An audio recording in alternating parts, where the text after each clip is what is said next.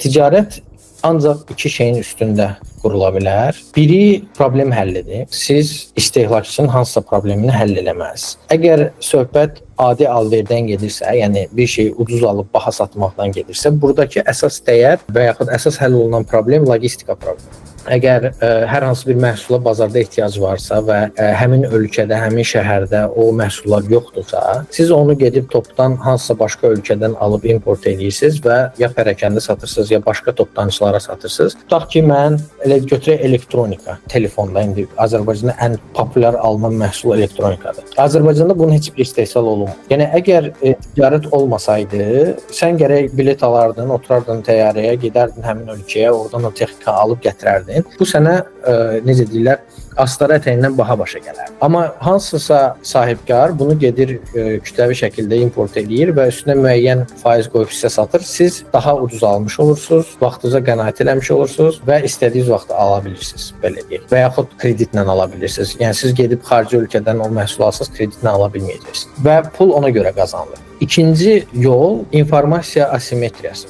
Ümumiyyətlə ticarətdə ən böyük pullar informasiya asimetriyasından qazanılır. O nədir? Yəni yenə də sadə dillə danışsaq, odur ki, hətta bir şəhərin içində belə ola bilər ki, bir ehtiyacı qarşılamaq üçün hansı bir məhsul var. Yenə də deyək ki, elektronikadır, paltar yuyan maşındır. Əsas mağazalarda bu deyək ki, 500 manata satılır və onlar onun topdan satıldığı yeri bilmirlər. Amma sən başa düşürsən ki, aha, bu tutaq ki, texnikanın rəsmi dili filan kəsdir, gedirsən onunla müqavilə bağlayırsan, daha ucuz götürüb elə on demand də deyək, alıb satırsan. Yəni sən müqaviləni bağlayırsan, elektron sayt üzərindən sifarişi əldə edirsən, gedirsən həmin o dilerdən onu daha ucuz alıb üstünə pul qoyub satırsan.